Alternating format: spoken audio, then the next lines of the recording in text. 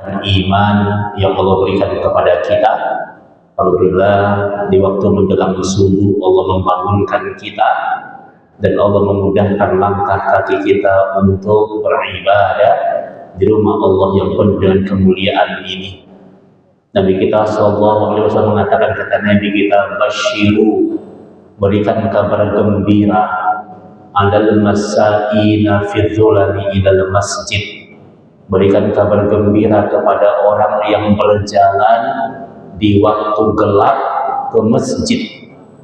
Jadi di dunia ini kita berjalan di waktu gelap, dan di waktu gelap yang dimaksud adalah sholat isya dan sholat subuh. Kabar gembiranya kata Nabi kita sallallahu alaihi wasallam, bin nurit tamah yaumal qiyamah, nanti di hari kiamat, di hari akhirat, dia akan dibimbing oleh Allah dengan cahaya yang sempurna. Jadi di dunia ini kita berjalan di waktu gelap, nanti di hari akhirat kita akan dibimbing oleh Allah dengan cahaya yang sempurna. Maka Nabi kita menjamin berdasarkan wahyu dari Allah Subhanahu wa taala dalam sabdanya yang mulia, kata Nabi kita, man sholal bardain, barang siapa yang menjaga sholat di dua waktu dingin. Di dua waktu dingin yang dimaksud adalah sholat asar dan sholat subuh, dan sebagian lain mengatakan sholat isya dan sholat subuh. Ya, makasih. Ya, maka kata Nabi kita, dakhala al-jannah, maka dia dijamin masuk surga. Makanya isya berjamaah di masjid, subuh berjamaah di masjid, Pak, ini membawa keutamaan yang besar. Kata Nabi kita sallallahu alaihi wasallam, man sholal isya fi jama'atin, barang siapa yang isya'nya berjamaah di masjid, faka'annama sholla nisfal laili, maka seolah-olah dia sholat setengah malam. Wa man sholla subha fi jama'atin, barang siapa yang isyanya berjamaah di masjid dan subuhnya berjamaah di masjid, faka'annama shallal laila kullah, maka pahalanya sama dengan sholat satu malam suntuk. Jadi Masya Allah, yang besar ini pahalanya. Maka mudah-mudahan Allah menjadikan pahala yang kita raih sebagai bekal terbaik kita untuk berjumpa dengan Allah Subhanahu wa ta'ala. Amin ya Allah ya Rabbal Alamin. Salawat dan salam mudah-mudahan senantiasa tercurah kepada qudwah dan uswah hasanah kita, Nabi kita yang mulia, Nabi Muhammad sallallahu alaihi wasallam. Mudah-mudahan tercurahkan kepada para keluarga beliau, kepada para sahabatnya ridwanullahi alaihim ajma'in, dan kepada kita umatnya yang mudah-mudahan tetap setia untuk bertauhid kepada Allah dan setia untuk ittiba kepada sunnah Nabi yang mulia sallallahu alaihi wasallam. Jemaah semuanya, alhamdulillah hari ini dengan izin Allah kembali mempertemukan kita. 3 bulan ya, 3 bulan, 3 kali pertemuan kita tidak bisa hadir karena ada beberapa amanah yang sangat urgent, dan hari ini alhamdulillah dengan izin Allah kita kembali mengkaji kajian aqidatul tauhid. Mudah-mudahan semakin mengokohkan akidah kita dan memperkuat ibadah kita kepada Allah Subhanahu wa ta'ala. Jemaah semuanya, Al-Quran, Nas Al-Quran dan As-Sunnah berbicara tentang pentingnya kita memperhatikan usia. Pentingnya kita memperhatikan usia. Dan kita harus sadari ketika bertambah waktu, ketika terjadi pergantian tahun, terjadi pergantian hari, terjadi pergantian bulan, berarti semakin bertambah usia kita, berarti semakin berkurang jatah hidup kita. Jadi kalau usia bertambah, berarti berkurang jatah hidup kita, dan semakin dekat kita untuk masuk ke liang lahat kuburan kita. Jadi kalau umur bertambah, waktu bertambah, terjadi pergantian tahun, berarti semakin cepat kita untuk masuk ke liang lahat kuburan kita. Maka usia yang hari ini kita gunakan, yang hari ini kita jalankan, itu akan kita pertanggungjawabkan di hadapan Allah Subhanahu wa ta'ala. An umrihi fima afna, usia yang kalian jalankan dalam rangka untuk apa kalian pergunakan. itu akan ditanya oleh Allah. Dan ternyata Al-Quranul Karim itu bicara tentang kematangan usia seseorang, yaitu usia berapa? Usia 40 tahun. Di surat Al-Ahqaf, di surat yang ke-46, Al-Ahqaf itu surat yang ke-46, di ayat yang ke-15, itu Allah bicara tentang kematangan usia seseorang, yaitu usia berapa? Usia 40 tahun. A'udzu billahi minasyaitonir rajim. Falamma balagha asyuddahu wa balagha 40 sanatan. Ketika orang itu berada pada puncak usia 40 tahun. Jadi usia puncak kematangan seseorang itu 40 tahun. Kata Imam Al-Qurtubi rahimahullahu taala, kata beliau, orang kalau udah masuk usia 40 tahun, ini usia peringatan. Usia peringatan. Usia yang tabiatnya sudah melekat. Karakternya sudah melekat. Jadi kalau dia usia 40 tahun, dia masih malas sholat, masih malas ke masjid, masih malas beribadah kepada Allah, ini menjadi gambaran buruknya kematiannya di akhir kehidupannya. Jadi 40 tahun itu Pak, gambaran akhir kehidupan seseorang. Jadi kalau 40 tahun dia nggak berubah juga dalam kebaikan, itu gambaran buruknya kematiannya di akhir kehidupannya. Makanya ingat, kata Imam Al-Qurtubi rahimahullahu ta'ala, ini usia peringatan. Kata beliau, orang kalau udah masuk usia 40 tahun, maka hari-hari yang dia jalankan ke depan itu lebih sedikit daripada waktu yang telah dia lalui. Jadi orang kalau usianya sudah 40 tahun, maka waktu yang akan dia jalankan ke depan itu lebih sedikit daripada waktu yang telah dia lalui. Berdasarkan sabda Nabi Shallallahu Alaihi Wasallam, kata Nabi kita, Inna a'mara min ummati sittina wa sab'ina sannatan. Usia umatku itu, kata Nabi Shallallahu Alaihi Wasallam, itu hanya antara kisaran 60 atau 70 tahun. Dan sangat sedikit yang melewati usia itu, sangat sedikit. Jadi ingat ikhwani fiddin azanallahu, perhatikan ini.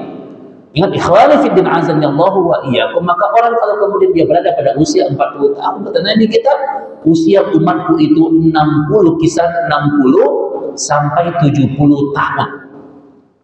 Dan sangat sedikit yang melewati itu.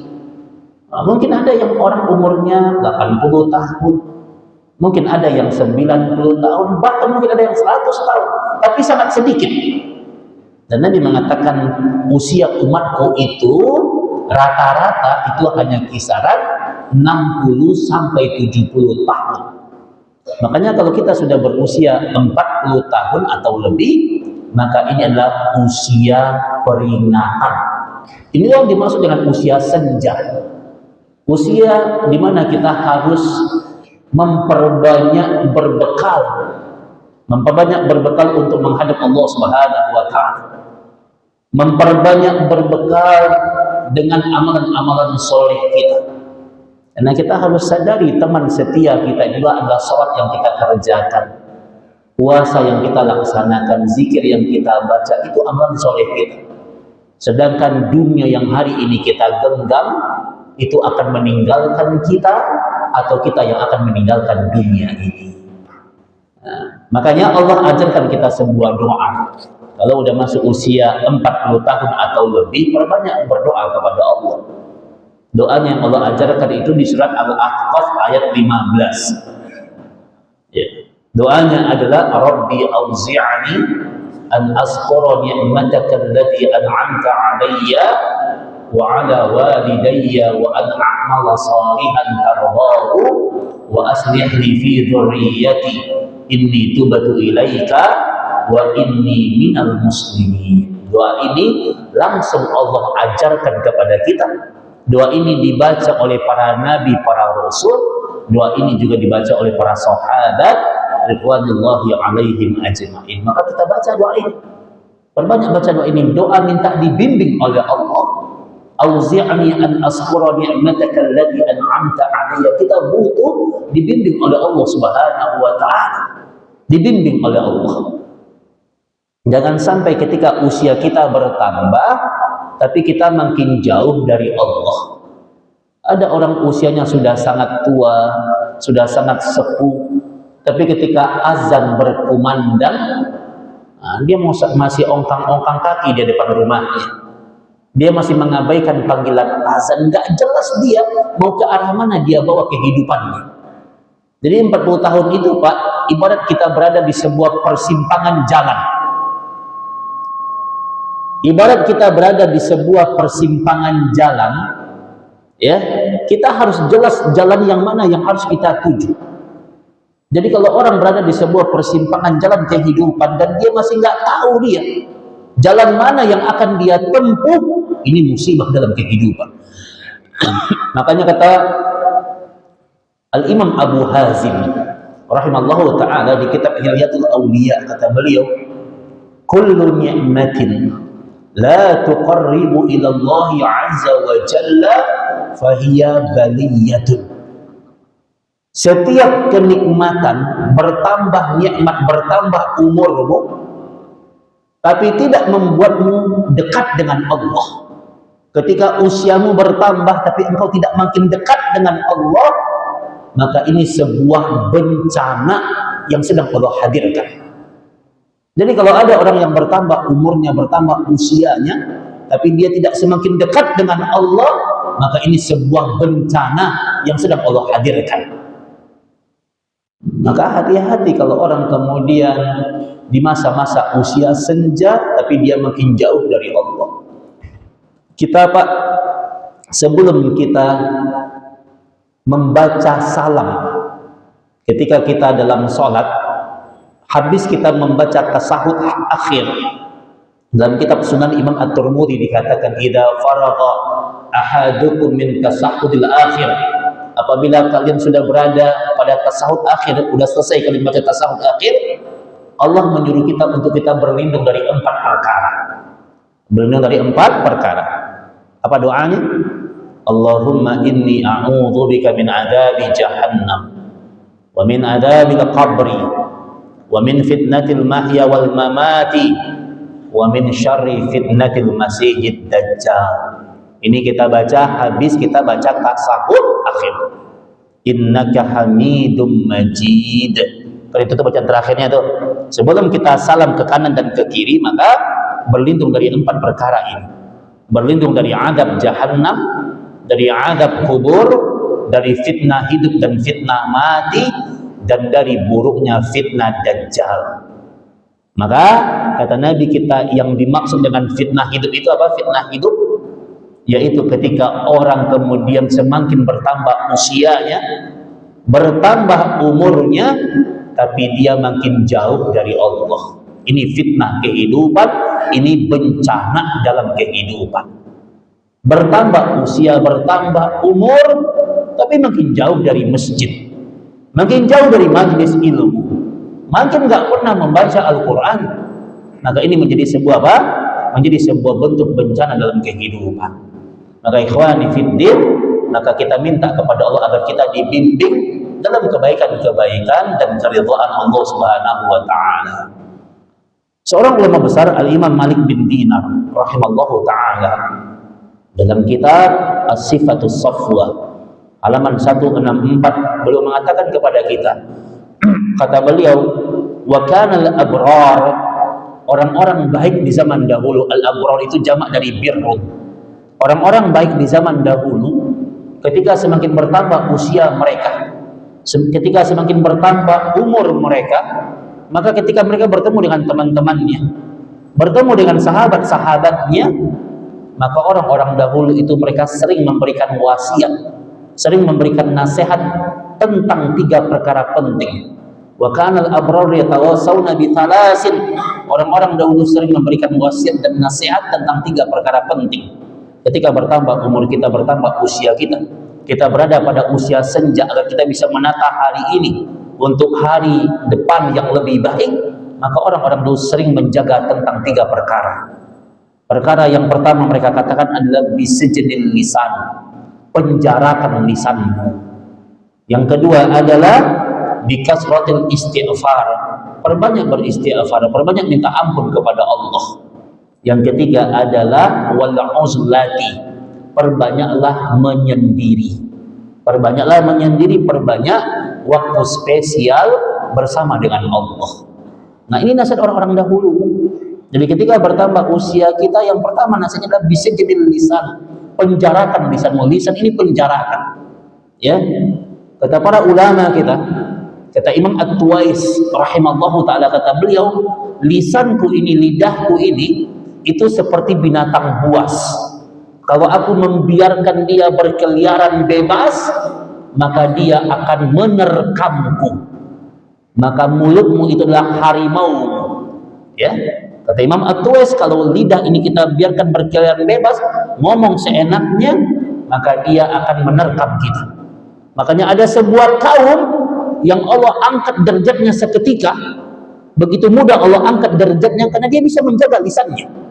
Dan ada sebuah kaum yang Allah jatuhkan, yang Allah hinakan sekejap karena dia tidak bisa menjaga lisannya. Jadi ada kaum yang Allah angkat derajatnya, ada kaum yang Allah jatuhkan dia bisa babil lisan, penyebabnya karena perkara lisan. Makanya Uqbah bin Amir bertanya kepada Nabi sallallahu alaihi wasallam, kata Uqbah bin Amir, "Ya Rasulullah, wa man najah?" Ya Rasul, tunjukkan kepadaku apa itu jalan keselamatan. Kalau aku ingin selamat di dunia dan di akhirat, apa itu jalan keselamatan? Kata Nabi kita, amsik alaika lisanak. Kalau kau ingin selamat, maka jaga lisanmu, jaga apa yang keluar dari mulutmu.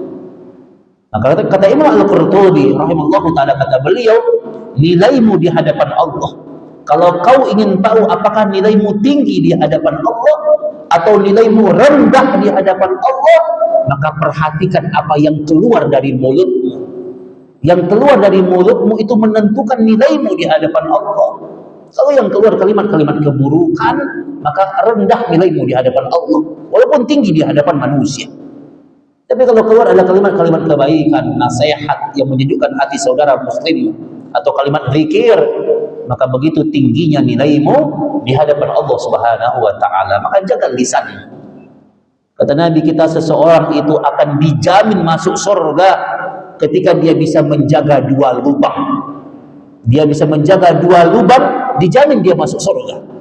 Dan dua lubang yang dimaksud itu adalah mulut dan kemaluan. Nah, ini kaidah yang harus kita pahami, bagaimana seorang muslim itu dia bisa menjaga lisannya. Yang kedua kata Nabi kita, ini dijelaskan oleh Al-Imam Malik bin Dinar tentang wasiat orang-orang dahulu. Ketika bertambah usiamu, maka semakin bijak engkau dalam perkataan, semakin santun engkau dalam perkataan, jangan kebanyakan mencela. Yang kedua kata Al-Imam Malik bin Dinar di kitab As-Sifatus Saffah halaman 164, kata beliau, bikasratil istighfar. Ketika bertambah usia kita, ketika kita berada pada usia senja, perbanyak beristighfar, perbanyak minta ampun kepada Allah. Bacalah setiap saat astaghfirullah wa atubu ilaih. Ini zikir-zikir harian Nabi sallallahu alaihi wasallam. Ini zikir kemuliaan. Ini zikir yang akan mengantarkan kita kepada surga. Maghfirah Allah, ampunan Allah.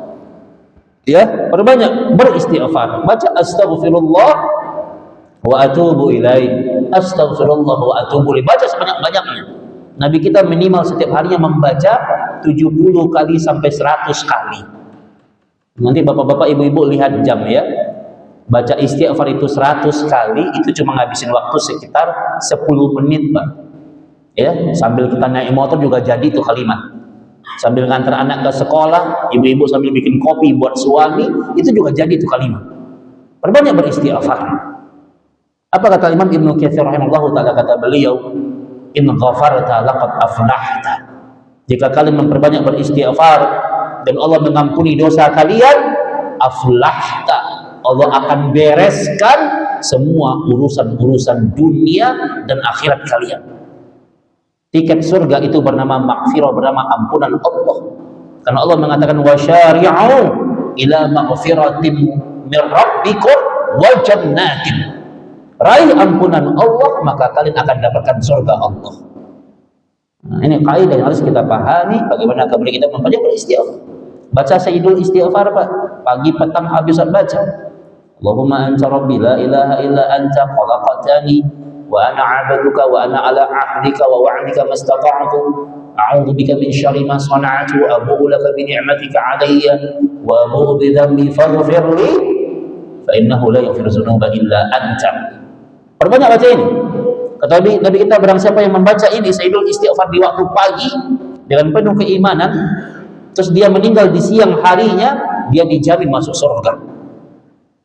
Barang siapa yang dia membaca sore hari dengan penuh keimanan, dia baca di sore hari terus dia meninggal di malam harinya, dia dijamin masuk surga. Kita nggak tahu dari arah mana ajal itu akan mendatangi kita. Kita nggak tahu kapan dan di mana kematian itu akan datang kepada kita. Perbanyak baca Sayyidul Istighfar, minta ampun kepada Allah. Dan ini janji Allah, in ghafarta laqad aflahta. Kalau kalian minta ampun kepada Allah, diampuni kalian, selesai urusan kalian. Ya, dan kita nggak tahu, Pak, ya, dosa apa yang kita lakukan. Tapi satu hal yang harus kita pahami, setiap kita pasti punya dosa, pasti. Nggak ada orang tidak punya dosa. Bahkan ketika ada orang yang merasa dia tidak punya dosa, seketika itu dia punya dosa. Ya, maka perbanyak minta ampun kepada Allah agar Allah membimbing kita kepada jalan yang Allah ridhai. Sahabat dahulu, Pak, itu takut kalau bikin dosa. Orang-orang dulu takut kalau bikin dosa. Kenapa mereka takut bikin dosa, Pak?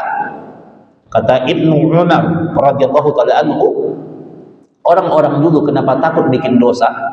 Kata mereka karena dampak yang terbesar.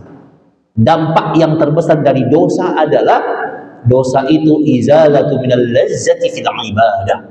Dosa itu menghilangkan kenikmatan lezatnya ibadah. Jadi ingat, dampak yang terbesar dari dosa adalah dosa menghilangkan kenikmatan lezatnya ibadah.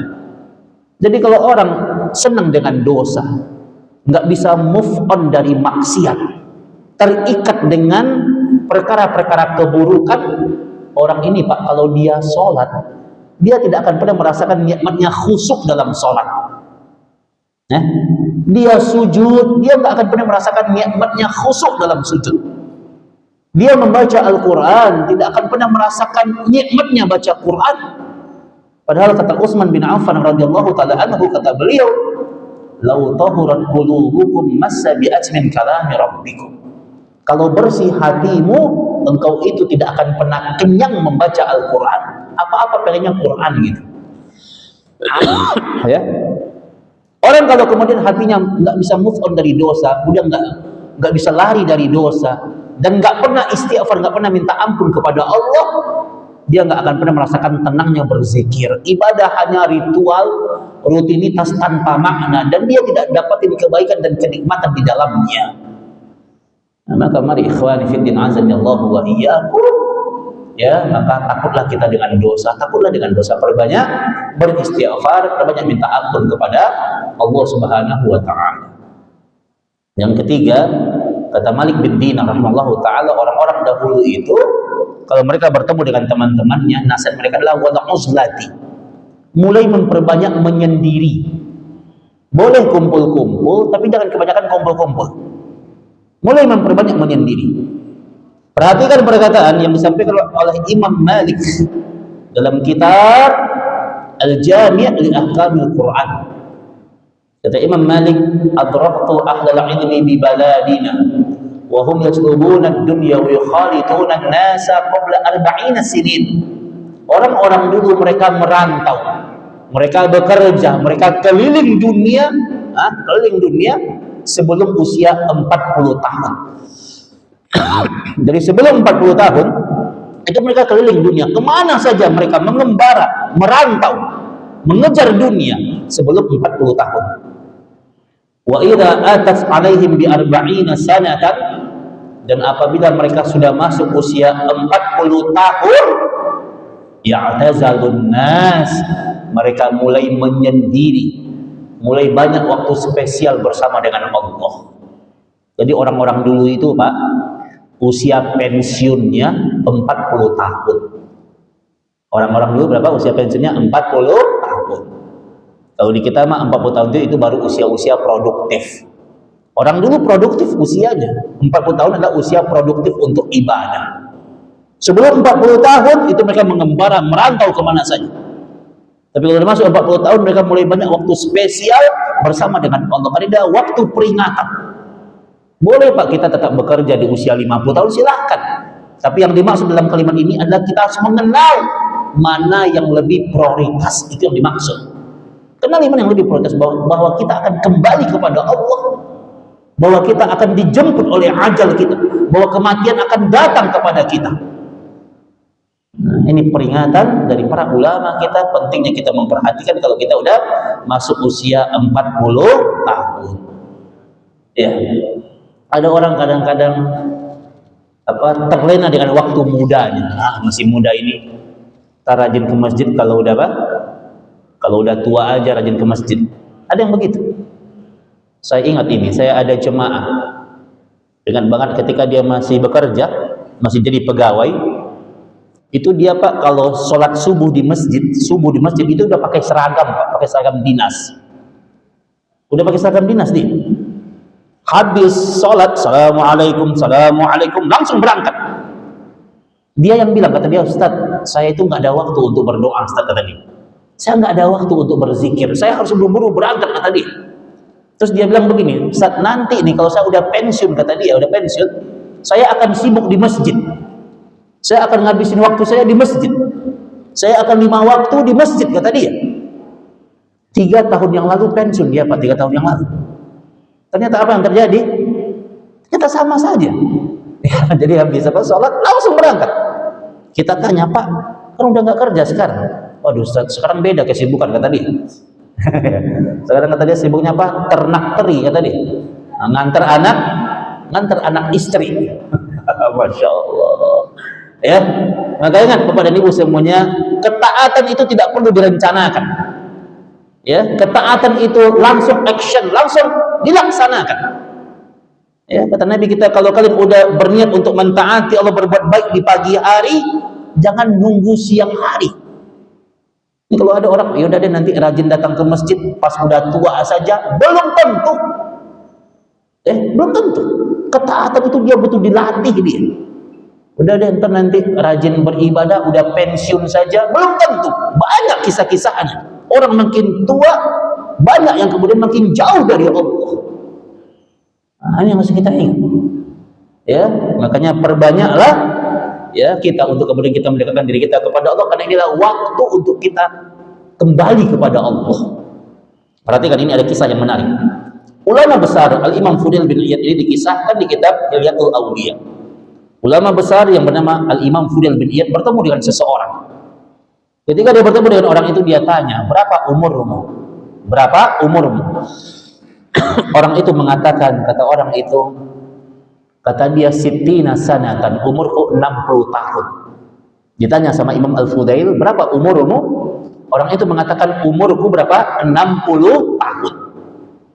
Kata Imam Al-Fudail, usiamu 60 tahun, maka kata beliau, engkau sudah berjalan dalam waktu yang sangat lama, dan sebentar lagi engkau akan sampai di tujuan. Masya Allah. Orang itu bilang usianya 60 tahun, kata Imam Al-Fudail, engkau sudah berjalan dalam waktu yang sangat lama, dan sebentar lagi engkau akan sampai di tujuan. Orang itu menangis dia. Menangis dia. Dan dia kemudian ketika dia menangis, dia membaca kalimat inna lillahi wa inna ilaihi raji'un. Dia baca kalimat istirja. Dia baca inna lillahi wa inna ilaihi raji'un. Kata Imam Al-Fudail, tahukah engkau apa yang engkau baca itu? Engkau membaca inna lillahi wa inna ilaihi raji'un. Tahukah engkau apa maknanya? Kata orang itu, karena dia tahu yang nanya adalah ulama besar Imam Al-Fudail bin Iyad, penghulunya tabi'in. Dia bilang, ya Imam, berikan kepadaku pemahaman tentang makna kalimat ini.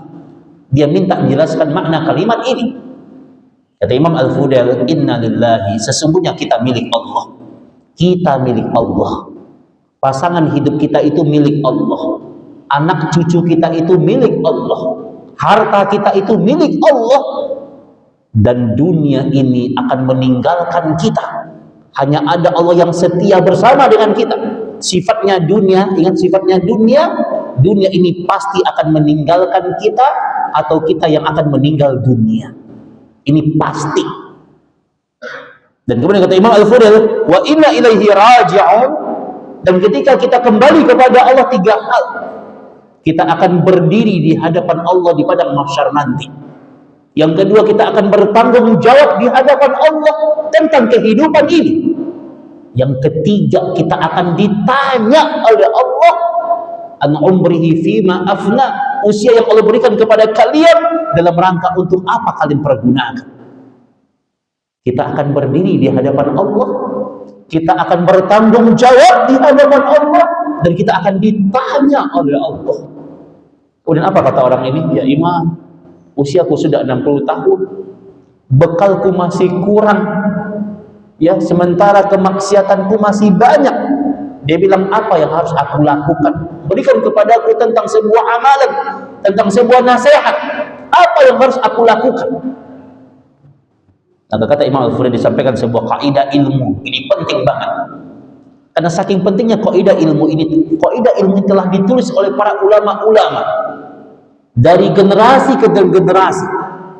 Ya, kaidah penting ini telah ditulis oleh para ulama dengan tinta-tinta emas mereka dari generasi ke generasi. Apa bunyi kaidahnya?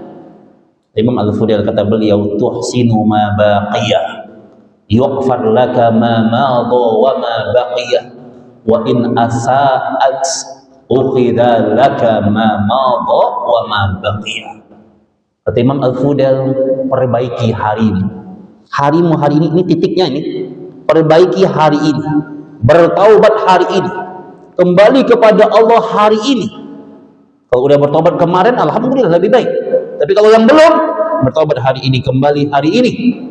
Kalau engkau bertaubat kepada Allah hari ini, maka Allah akan ampuni semua dosa masa lalu. Masa lalumu diampuni oleh Allah, dan Allah akan bimbing masa depanmu. Wa in asya'at, tapi kalau hari ini nggak kembali juga, nggak taubat juga hari ini, ukhidha laka ma madha wa ma baqiya, maka Allah akan kembali hisab, kembali dihitung dosa masa lalumu untuk mengazabmu, dan Allah akan menghancurkan, menghinakan masa depanmu. Paham ya? Jadi tuhsinu ma baqiya, perbaiki yang tersisa, perbaiki hari ini, bertaubat hari ini, maka Allah akan ampuni dosa masa lalumu, dan Allah akan bimbing masa depanmu. Tapi kalau hari ini nggak berubah juga, Allah kembali hitung. Dosamu dihitung kembali oleh Allah, dosa masa lalumu untuk mengazabmu, dan Allah akan hinakan masa depanmu. Artinya tuhsin ma baqiya itu perbaiki yang tersisa ini. Kita nggak tahu apakah setahun, 2 tahun, 3 tahun lagi Allah akan memanggil kita. Maka tugas kita adalah kita kembali kepada Allah. Kembali kepada Allah dengan cara kita menghabiskan waktu kita untuk beramal saleh. Ya, berada dalam kebaikan-kebaikan yang Allah ridhai. Ya, makanya bunyi doanya apa? Allah mengatakan, "Ya Rabbi auzi'ni an azkura ni'mataka allati an'amta 'alayya wa 'ala walidayya wa an a'mala shalihan." Dibimbing dalam amalan-amalan saleh. Ya. Maka ini tugas kita ya, jangan sampai ada hari-hari kita masih terlambat sholatnya. Jaga sholat kita, ini amalan kita Pak, yang akan membela kita di hari akhirat nanti. Jangan sampai hari-hari kita nggak membaca Al-Quran. Baca Quran, itu teman kita di hari akhirat. Iqra'ul Quran fa innahu ya'ti yaumal qiyamati syafi'an li ashabi. Baca Quran, karena Quran yang kalian baca itu akan jadi syafaat, jadi penolong di hari akhirat nanti. Jangan sampai hari-hari kita meninggalkan zikir. Ya, perbanyak beramal soleh. Ini bekal kita untuk berjumpa dengan Allah Subhanahu wa Ta'ala.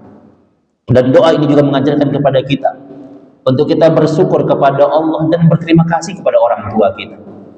An askura ni'mataka allati an'amta 'alayya wa 'ala walidayya. Bersyukur kepada Allah dan berterima kasih sama orang tua kita. Kita wajib berbakti kepada orang tua kita, baik orang tua kita masih hidup maupun yang sudah meninggal dunia. Kalau yang masih hidup, ingat itu pintu surgamu itu. Jangan sia-siakan orang tuamu, berbakti kepada orang tua. Allah sudah menetapkan bahwa setelah kita menyembah Allah, kewajiban yang kedua setelah menyembah Allah adalah berbakti kepada orang tua. Wa qadha rabbuka alla ta'budu illa iyyahu wa bil walidaini ihsana. Maka Allah tetapkan setelah kita beribadah kepada Allah, kewajiban yang terbesar setelah itu adalah berbakti kepada orang tua. Jadi kalau orang tuanya masih hidup, jaga orang tuanya. Kalau orang tuanya sudah meninggal dunia, masih banyak kesempatan kita untuk berbuat baik sama orang tua yang sudah meninggal dunia. Beramal soleh. Pada dalam prinsip akidah Ahlus Sunnati wal Jamaah dikatakan amalan soleh seorang anak, kebaikan seorang anak, pahala ibadah seorang anak itu nyampe pahalanya untuk orang tuanya yang sudah meninggal dunia. Allah udah bikin Pak sistem otomatisnya. Maka kalau orang tua kita sudah meninggal dunia, gimana cara kita berbuat baik sama orang tua yang sudah meninggal dunia? Beramal soleh. Ya, beramal soleh. Mungkin ketika dulu orang tua masih hidup, mungkin kita nggak sempat untuk membalas kebaikan orang tua. Maka beramal solehlah, berbuat baiklah, beribadah kepada Allah. Maka kebaikanmu itu nyampe pahalanya untuk orang tua. Perbanyak beristighfar. Orang tua kita sudah meninggal dunia, perbanyak beristighfar. Ya, senantiasa kita berdoa, Rabbighfirli wa liwalidayya warhamhuma kama rabbayani shaghira. Minta kepada Allah. Ini hadiah terbaik untuk orang tua. Ya, apa hadiah terbaik? Bukan dunia, Pak. Hadiah terbaik untuk orang tua itu mintain ampun kepada Allah untuknya. Maka anak yang soleh itu, Pak, ibu-ibu, dia kalau masuk waktu sholat, dia datang ke masjid bukan ketika imamnya sudah rukuk, bukan ketika itu dia datang. Anak yang soleh itu dia datang ke masjid bukan ketika imamnya sudah sujud, bukan ketika iqamah ditegakkan, bukan. Anak yang soleh itu dia datang ke masjid ketika azan atau sebelum azan dia udah datang ke masjid. Dia mau cari waktu antara azan dengan iqamah. Kata Nabi kita, bainal azanaini la yaruddu alaihi du'a. Antara azan dengan iqamah kalian berdoa kepada Allah, itu doanya tidak akan pernah tertolak, mustajab waktunya. Maka anak yang soleh itu dia akan berdoa kepada Allah. Ketika antara azan dengan iqamah dia akan berdoa, dia akan membaca Rabbighfirli wa liwalidayya, ya Allah ampuni dosaku dan dosa kedua orang tuaku. Insyaallah, ya. Ketika hujan turun, ini lagi musim hujan ini. Ketika hujan turun dia tahu, ketika hujan turun adalah waktu yang mustajab. Dia akan angkat tangannya, Rabbighfirli wa liwalidayya. Ketika kemudian dia berada di hari Jumat, kapan waktu yang sakral di hari Jumat? Waktu yang paling sakral, waktu yang paling mustajab di hari Jumat itu kapan? Habis asar, menjelang maghrib. Jadi antara asar ke maghrib di hari Jumat itulah waktu yang sakral, waktu yang paling mustajab berdasarkan nas yang sahih.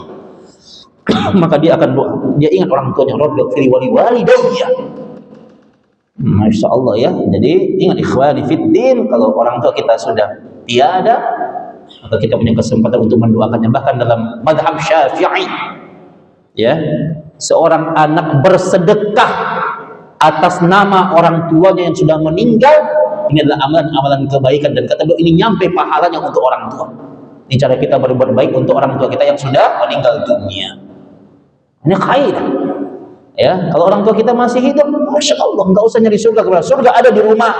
Orang tuamu itu pintu surgamu itu. Ada seorang di Madinah, saya ingat di Madinah ada seorang talib penuntut ilmu datang kepada seorang syekh.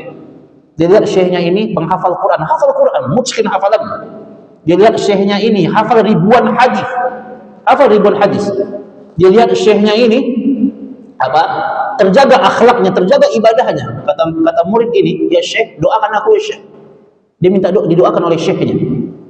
Kata syekhnya, engkau punya ibu nggak di rumah? Di rumah ada ibu nggak? Ada, kata dia. Maka ingat, satu doa ibumu lebih baik daripada doa 1000 wali. Mustajab dia doa orang tua itu. Dan ikhwani fiddin azanillahu wa iyyakum, maka Allah memberikan sebuah penjelasan kepada kita di usia-usia senja, kita doakan kebaikan untuk orang tua kita. Nah, baik, kita masuk tanya jawab. Ya, kalau ada yang mau ditanyakan dipersilakan. Barakallahu fiik.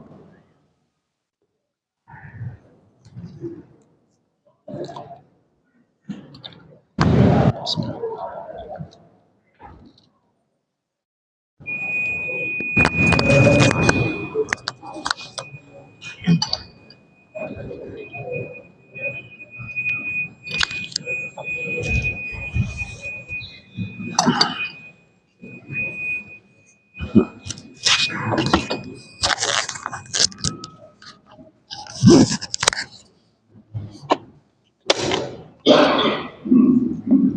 Bismillahirrahmanirrahim. Terima kasih Ustaz atas waktunya. Izin menyampaikan beberapa pertanyaan. Yang pertama, apa kiat-kiat atau tips untuk menjaga agar sholat tetap khusyuk? Barakallahu fiikum bagi yang menanya dan yang ditanyakan, insya Allah membawa faedah buat yang lainnya. Sholat khusyuk artinya sholat yang menghadirkan hati kita. Hati kita hadir, karena sehebat apapun kita melafazkan kalimat-kalimat sholat, kalau hati kita lalai, maka ini akan menjadi ibadah yang tentu akan berkurang kualitasnya di hadapan Allah Subhanahu wa Ta'ala. Ada beberapa kaidah yang harus kita perhatikan gimana saat kita khusyuk. Yang pertama kata para ulama, pertama kita berilmu tentang pentingnya khusyuk, pentingnya ibadah itu. Kalau kita berilmu dengan ibadah itu, maka kita akan memperhatikan rukun, syarat, dan hal-hal yang membuat kita khusyuk dalam sholat. Yang kedua kata para ulama, kalau kita ingin khusyuk sholatnya, kita harus merasa butuh dengan sholat itu, butuh. Makanya ingat, kaidah mengatakan orang yang bisa punya aktivitas menunggu waktu sholat, atau ketika azan berkumandang dia segera ke masjid, dia berupaya untuk sholat tepat waktu, itu jauh lebih khusyuk daripada orang yang sholatnya di sisa-sisa waktu. Jadi kalau orang sholatnya serba mepet, sholat zuhur mepet ke asar mepet ke maghrib isya dijamak jam 10 malam, tiap hari begitu, maka dipastikan orang ini dia susah untuk khusyuk, karena dia hanya sekedar menggugurkan kewajiban. Maka kalau kita merasa butuh, tunggu sholat itu. Bukankah amalan yang paling baik adalah menunggu waktu sholat? Maka cara kita untuk menunggu waktu sholat itu, ini akan mengantarkan kita kepada kekhusyukan. Yang ketiga, saya ingin sampaikan konsep yang teknis gitu ya. Di antara cara untuk khusyuk itu kata para ulama, perbaiki wudhu. Ulama membahas orang yang wudhunya asal-asalan wudhunya, ya, muka asal kena air, nggak pernah dia mencuci mukanya, padahal syarat dari berwudhu itu apa? Ghuslul wajhi, cuci muka, bukan basahi muka, dicuci muka itu kaidah berwudhu, ya. Maka kalau orang kemudian asal-asalan dia sholat berwudhunya, maka itu akan berpengaruh kepada apa? Berpengaruh kepada kekhusyukan sholatnya. Maka ingat, sholat itu sebuah rangkaian dari syarat dan rukun. Syarat sah sholat diantaranya adalah wudhu. Maka ketika kita berwudhu itu, ketika antum berwudhu, kalau ingin khusyuk sholatnya, maknai wudhu itu. Ketika kita mencuci wajah kita, ya, hadirkan bahwa kita memang sedang mencuci dosa-dosa kita. Karena hadis sahih mengatakan bahwa ketika orang kemudian sering-sering berwudhu itu mampu untuk menggugurkan dosa-dosanya. Ingat, jadi di antara cara untuk khusyuk, maka kita harus memaknai wudhu. Berwudhulah dengan tenang dan laksanakan rukun dan syarat wudhu itu sendiri. Yang berikutnya adalah kalau orang ingin khusyuk sholatnya, maka dia harus mulai belajar untuk memahami apa yang dia baca. Al-Fatihah, kalau memang dia nggak tahu mungkin makna dari kata per kata, minimal dia tahu secara global makna dari apa yang dia baca. Alhamdulillahirabbil alamin. Kan kalau dia terjemahkan secara harfiah, alhamdu segala puji li bagi Allah gitu ya, Rabbi pengatur al-alamin semesta alam, mungkin dia susah. Tapi beliau tahu ketika dia baca alhamdulillahirabbil alamin, makna globalnya dia bersyukur kepada Allah sang pemilik alam ini. Minimal dia tahu secara global maknanya. Maka apa yang kita baca itu, kalau kita tahu maknanya, itu akan mengantarkan kita kepada pemahaman, dan itu kemudian akan membawa kita untuk khusyuk. Ya, dan kemudian di antara kaidah, tapi ini tidak boleh dilakukan secara rutin, tapi ini boleh dilakukan sesekali, kata para ulama, sebelum sholat itu, di antara para sahabat itu mereka berta'awuz, mereka berlindung kepada Allah dari gangguan syaitan. Jadi boleh kita, tapi bukan amalan yang khusus, bukan amalan yang terikat, bukan amalan yang terikat, bukan amalan yang kemudian rutin. Jadi kalau kita ngerasa, aduh kok ini pikiran lagi banyak pikiran ini, tugas lagi banyak nih, kita khawatir kita kalau sholat kita kemudian nggak khusyuk, boleh kita bertawuz sebelum kita takbir, maka kita boleh a'udzubillahi minasyaitonir rajim. Kita berlindung kepada Allah dari bentuk gangguan-gangguan syaitan. Tapi ini bukan amalan yang dikhususkan atau dirutinkan, tapi orang boleh bertawuz ya agar kemudian dia terhindar dari gangguan-gangguan syaitan. Nah, ini cara kita untuk kita bisa khusyuk dalam ibadah sholat kita. Ya, persiapkan, termasuk kita mempersiapkan diri kita pakai pakaian yang terbaik. Ya, kalau kita kemudian menganggap sholat itu istimewa, maka kita akan bisa khusyuk dengan sholat. Bayangkan, sholat itu adalah media dialog kita dengan Allah. Kan kita kalau ngobrol dengan Pak Wali Kota, ngobrol dengan Pak Gubernur, kita kan khusyuk, bisa fokus. Khusyuk itu fokus, kita bisa fokus. Saya yakin kalau kita ngelihat orang di hadapan kita itu pejabat yang kita hormati, saya yakin kita nggak berani tuh sambil ngobrol sama dia sambil main HP gitu. Nggak mungkin, nggak berani kita dia ngomong apa, padahal yang dia omongin itu belum tentu penting juga gitu. Tapi kita akan perhatikan karena kita menghormati dia. Nggak mungkin dia ngomong kita pelanga-pelongo gitu kan. Tapi ingat, engkau sholat, engkau berhadapan dengan Rabbmu yang menggenggam nyawa lebih tinggi daripada pejabat. Kenapa orang kemudian sholat kemudian dia menghayal kemana-mana? Nah, jadi pahami sholat itu media dialog kita dengan Allah, itu akan mengantarkan kita kepada kekhusyuan insyaallah ta'ala. Barakallahu fiikum. Nah, selanjutnya Ustaz, bolehkah apa hukumnya sholat berjamaah di masjid membuat saf baru padahal saf di depan belum penuh? Tidak boleh. Di kaidah fikih ulama mengatakan, kata para ulama kita, kalau kau ingin melihat orang berilmu atau tidak dalam sholat, ingat kaidah ini. Kalau kau ingin mengetahui orang yang berilmu atau tidak dalam sholat, lihat ketika dia membentuk safnya. Jadi cara kita membentuk saf itu menentukan kita berilmu atau tidak. Jadi kalau masih ada saf yang di pojok itu masih kosong, isi yang kosong itu. Jangan engkau membuat saf yang di belakang kalau di depan masih ada yang kosong. Ini kaidah ya kawan. Penuhkan yang di depan dulu. Dan kalau kita tahu begitu utamanya saf yang di depan ini, Masya Allah, orang akan berebut untuk dapetin saf yang di depan. Jadi kata para ulama kita, kalau kau ingin tahu orang berilmu atau tidak dalam ibadah, salah satu indikatornya, salah satu cara menilainya, lihat cara dia membentuk saf. Jadi kalau masih ada saf yang di depan yang masih kosong, isi yang kosong, jangan bentuk saf yang di depan. Kecuali, ada kecualinya nih. Begini, umpamanya di depan masih ada yang kosong satu, kemudian kita datang berdua.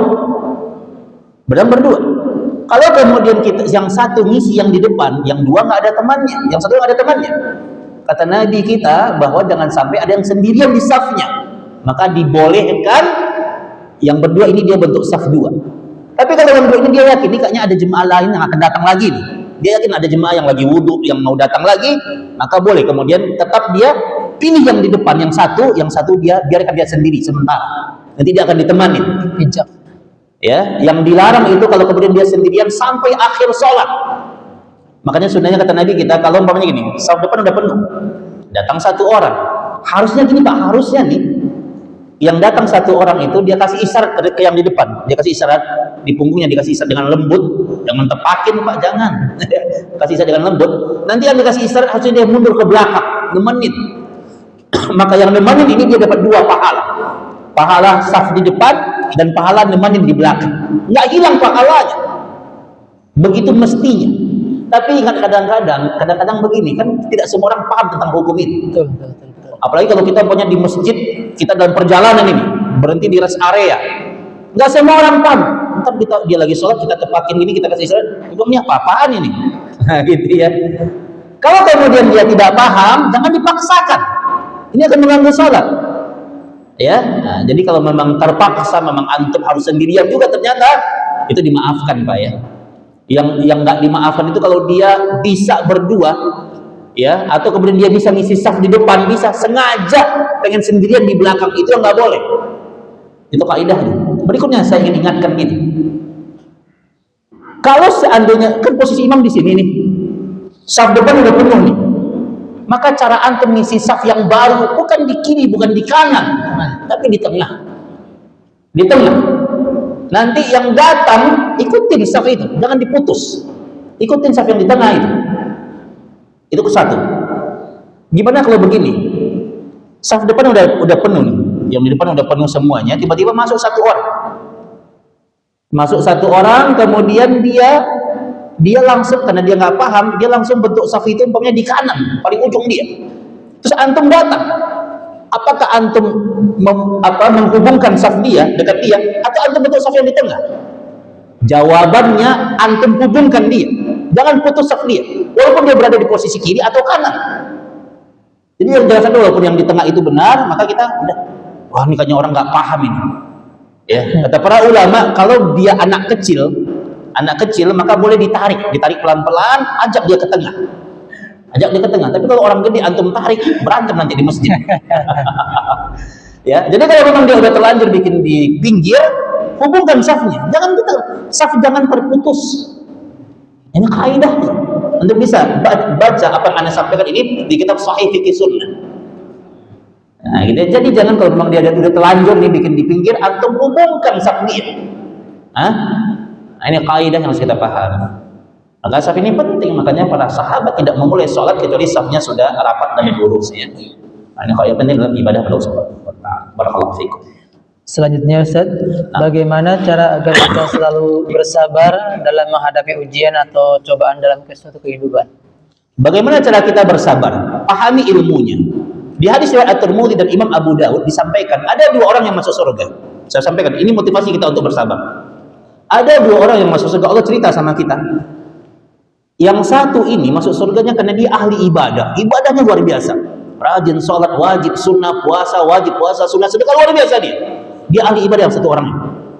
Orang yang kedua, ibadahnya tidak sehebat orang yang pertama. Ibadahnya biasa-biasa saja. Dia hanya melaksanakan yang wajib. Tapi orang ini bersabar. Ketika dia diuji, dia bersabar. Ketika dia dapat penyakit, dia bersabar. Ketika hatinya disakiti, dia bersabar. Ketika dia dikecewakan, dia bersabar.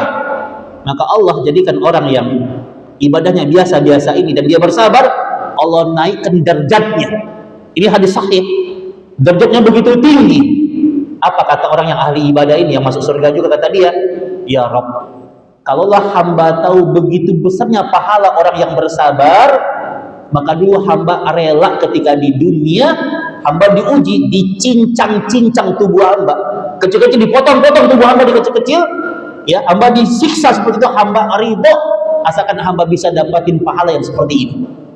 Gimana cara kita bersabar? Pahami hadis ini. Orang yang bersabar, kata Allah, innama yuwaffas sabiruna ujurahum bighairi hisab. Kata Allah, kalau kalian bersabar, pahala kalian, balasan kalian tanpa batas. Jadi sabar itu tidak ada batasnya, karena pahalanya pun tanpa batas. Orang-orang yang bersabar, maka mereka akan bikin iri ahli-ahli surga yang lainnya. Bersabarlah, ya. Bersabarlah karena ada akhirat yang lebih indah. Bersabarlah karena apa? Ada akhirat yang lebih indah. Ya, apapun, berbuat baik. Dan yang paling penting itu bukan bersabar, itu ada tiga. Ya, sabar ketika ditimpa musibah, sabar ketika dalam kebaikan dan ketaatan, dan sabar untuk tidak bermaksiat. Ingat Pak, Ibu, sabar yang paling tinggi tingkatannya adalah sabar dalam kebaikan. Kita diperlakukan buruk sama orang, kita bersabar. Saya ingin sampaikan sedikit saja, ini penting ini. Ada ibu-ibu yang nanya, Ustaz, suami saya itu ahli maksiat. Ada ibu real ini, dia cerita, suami saya ahli maksiat, Ustaz, bikin dosa mulu, senang dengan dosa, kata dia. Apakah saya masih tetap punya kewajiban nggak untuk mentaati suami saya? Bukan Ustaz yang jawab ini nih, Allah yang menjawab, Nas yang menjawab. Maka wanita, tetap engkau wajib mentaati suamimu pada hal yang baik. Engkau tetap wajib melayani suamimu walaupun dia ahli maksiat. Kenapa? Karena suamimu itu pintu surga bagimu, jalan surga bagimu. Jemaah semuanya, saya ingatkan gini, ibu-ibu, kalau berbuat baik sama suami karena suami, kecewa kita. Suami berbuat baik kepada istri karena istri, kecewa suami. Tapi kita, istri berbuat baik kepada suami bukan karena suami, tapi karena Allah. Allah yang nyuruh, karena itu pintu surga. Suami sayang sama istri bukan karena istri, tapi karena Allah yang nyuruh, karena itu adalah jalan surga. Ya, ini kaidah harus kita paham. Pak, ingat ya, Allah cerita sama kita, istrinya Nabi Nuh itu, kata Allah, tempatnya di neraka. Istrinya Nabi Nuh. Istrinya Nabi Nuh, kata Allah, tempatnya di neraka. Istri Nabi itu. Tapi Allah cerita sama kita, istrinya Fir'aun yang bernama Asyia itu tempatnya di surga. Salah satu kebaikan Asyia adalah dia berbakti kepada Fir'aun. Dia melayani Fir'aun. Gak pernah tuh dia gugat cerai itu Fir'aun. Bahkan dia meninggal di tangannya Fir'aun. Artinya dia meninggal dengan wasilah kekejaman Fir'aun. Tapi dia berbakti kepada suami pada hal yang baik, yang tidak mendurhakai Allah. Dia melayani suaminya. Maka kalau kita berbuat baik kepada makhluk, jangan karena makhluk kecewa kita. Kita bantu saudara, bantu kerabat, bantu adik, bantu saudara di kampung. Kadang kita makin rajin membantu, makin dicela kita. Kadang itu yang terjadi. Ada sahabat dia bilang, Ustaz, aneh itu bingung banget sama saudara-saudara aneh. Kenapa antum? Aneh itu kalau nggak pernah bantu dibilang, aduh pelit banget sih lu kalau nggak pernah bantu. Tapi kalau aneh bantu dia bilang, lu jangan sok kaya lu. Karena dibantu dibilang sok kaya. Coba nih orang ini serba susah aneh. Aneh bilang, antum berbuat jangan karena saudara antum, karena Allah. Maka kata Ali bin Abi Thalib, kalau kau berbuat baik kepada makhluk karena makhluk, hasilnya pasti kecewa. Tapi berbuat baiklah kepada makhluk, transaksinya bersama dengan Allah. Maka istri wajib berbakti kepada suami, taati suami, apapun keadaannya taati dia, berbakti kepada dia pada hal-hal yang baik. Ya. Suami wajib sayang sama istri. Ya, sayang sama istri dan niatkan bukan karena istri tapi karena Allah. Karena itulah kebaikan yang besar pahalanya di hadapan niatkan karena Allah. Nah, maka ini yang harus kita ingat, bersabar bersama dalam kebaikan. Ini ujurahum bighairi hisab, pahalanya itu tanpa batas. Itu janji Allah Subhanahu wa taala. Barakallahu fiik. Yang terakhir Ustaz, bagaimana caranya mengingatkan orang-orang yang usianya sudah lebih dari 40 tahun tetapi belum sadar dan belum tobat. Orang-orang itu merasa masih muda dan merasa masih banyak kesempatan. Masya Allah. Ya. Sudah.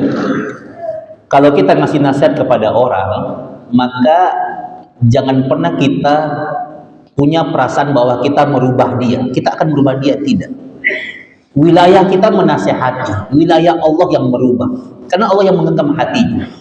Hari ini kenapa orang ngasih nasihat banyak kecewa? Karena dia ngerasa dia qadhi. Qadhi itu apa? Hakim, pemutus perkara. Makanya kata para ulama, antum itu dai, antum itu mengajak, bukan qadhi, bukan yang memutuskan. Terus kita ajak, ayo, ya kembali kepada Allah. Ya, persoalan dia berubah atau tidak, al-amru bainahu wa bainallah, itu urusan dia dengan Allah. Jadi tetap ajak dalam kebaikan, ya. Ajak dalam kebaikan, dan yang paling terpenting doakan. Kita lupa mendoakan, doakan dia. Ayo, ya, kalau dia saudara kita, suami kita, istri kita, anak-anak kita, doakan. Kenapa bukan kita? Yang merubah dia bukan hebatnya retorika kita, tapi yang merubah dia apa? Allah yang membolak-balikan hatinya, minta kepada Allah. Ya, dan jangan tinggalkan. Kalau ada orang berbuat buruk, jangan benci sama dia, apalagi kalau dia muslim. Yang kita benci keburukannya, bukan orangnya. Maka tetaplah kemudian kita apa? Jangan jenuh dalam menyampaikan kebaikan. Ya, jadi itu ya. Jadi pesan saya apa? Kita memahami tugas kita hanya menyampaikan, dan jangan jenuh untuk menyampaikan kebaikan, dan kemudian doakan. Doakan. Dan ingat, kalau ke teman ya ngasih nasihat atau ke keluarga, jangan ngasih nasihat itu terlalu formal-formal banget gitu. Ngasih nasihat sama anak tegang-tegang banget. Kamu ngapain? Udah nanti temuin bapak ya jam 12 malam di ruangan bawah. Kata anaknya, mau ngapain nih bapak gua gitu. Ya, sama anak kadang-kadang anak sekarang itu Pak, dia butuh hal-hal yang santai gitu. Sambil apa? Wisata kuliner gitu. Kasih nasihat, tanya, gimana nih sekolah kamu? Ya, begitu caranya. Jadi kadang-kadang kata para ulama, sebelum kita mendakwakan seseorang, kita penting untuk mengetahui bagaimana keadaannya. Dia udah tepat belum situasi, kondisinya, waktunya untuk dia menerima nasihat ini? Sampaikan dengan kalimat yang lembut. Ya.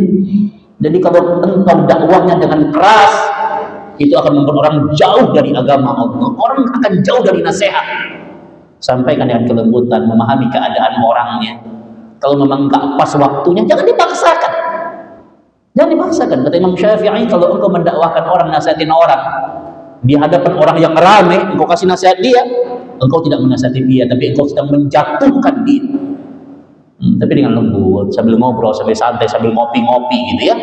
Nah itu keadaannya ya. Jadi yang paling terpenting tadi, doakan kepada Allah, berdoa kepada Allah agar Allah membahagia. Jadi tidak boleh kita jenuh dan ngasih nasihat, dan tetap istiqomah untuk mendoakan kebaikan untuk saudara-saudara kita, saudara-saudara muslim kita. Nah, barakallahu fikum. Cukup, Ustaz. Baik, jemaah semuanya, demikian kajian kita. Maafkan waktunya udah agak kesiangan. Mudah-mudahan Allah membimbing kita berjalan yang Allah ridhai. Mari kita tutup dengan doa kafaratul majlis. Subhanaka Allahumma bihamdika asyhadu an la ilaha illa anta astaghfiruka wa atubu ilaik. Wa akhiru da'wana alhamdulillahi rabbil alamin. Assalamualaikum warahmatullahi wabarakatuh. Waalaikumsalam.